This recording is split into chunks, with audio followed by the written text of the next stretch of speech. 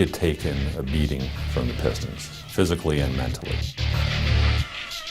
They were the bad boys, and they had won doing it their way. They won 2 titles. Chuck Daly, a great coach, Isaiah Thomas, maybe the best small man in the history of the game. They were a truly terrific team. There was no love, and we knew that this team was going to try to pull all stunts out to beat us, whether it was to beat us up physically or to do whatever. And, we were ready for the challenge.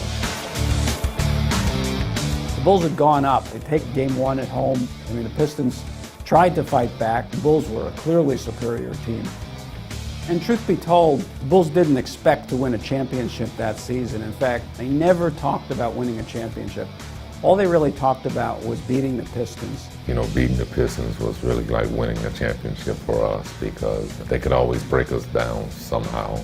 And honestly, Phil had us believing in the fact that we couldn't fight them the way they fought us. We had to be the quicker team, go away from their pressure and their antics. We felt like we had made huge progress in terms of closing the gap, the maturity factor, and just sort of getting Michael to the point that he believed in his teammates. After game 3, we knew we had them mentally as much as anything. So now they're up 3-0. No one's ever come back from 3-0. So the series is essentially over. And between games, Jordan just goes off on this rant. 30 minutes it went on, and he's just saying matter-of-factly, look, this is an unprofessional team, the Pistons. They're a dirty team. They don't deserve to be champions. They're not in the class of the Boston Celtics. And we were all sort of sitting there, mouths agape, listening to this tear down, and Jordan just devastated him. That was the genesis of the walkout at the end of Game 4.